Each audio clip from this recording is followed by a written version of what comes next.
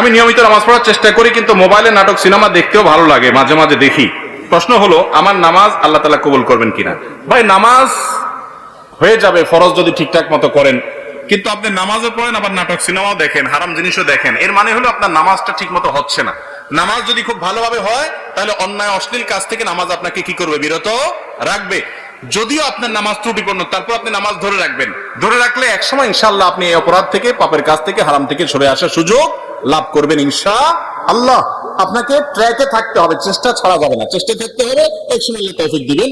আর মনে রাখবেন, আপনি নামাজ পড়ছেন, আল্লাহর কাছে ইবাদত নিবেদন করছেন, আবার যে কাজগুলো করছেন সেগুলো আল্লাহ, হারাম কাজগুলো করছেন সেগুলো আল্লাহ নিষেধ করেছেন।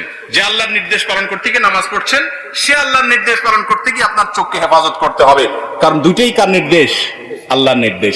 হারাম জিনিস দেখাতে সাময়িক আরাম হয়, স্থায়ী আরাম হয় না। চুলকানির মতো, যখন চুলকাবেন খুব মজা লাগবে, চুলকানি শেষ, এরপরে জ্বলবে।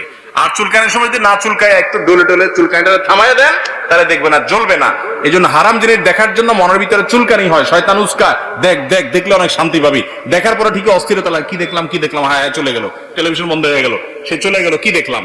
আপনার মনের ভিতরে অস্থিরতা আরো বাড়ে, কখনো মনের প্রশান্তি আনে না, এগুলো মানুষকে অশান্তি করে। আজকে যুবকরা ডিপ্রেশনে ভুগছেন। কেন ডিপ্রেশনে ভুগছেন? ভোগের যত আইটেম আছে দুনিয়ার, সবই তো আপনার হাতের নাগালে। কেন ডিপ্রেশনে ভুগছেন? কেন আত্মহত্যার প্রবণতা বাড়ছে? কেন মানুষ ডিপ্রেশনের কারণে দিন দিন অস্থির হচ্ছে? কেন মানসিক রোগী তরতর করে বেড়ে চলেছে? মূল কারণ হলো শান্তির ট্র্যাক থেকে সরে গেছে।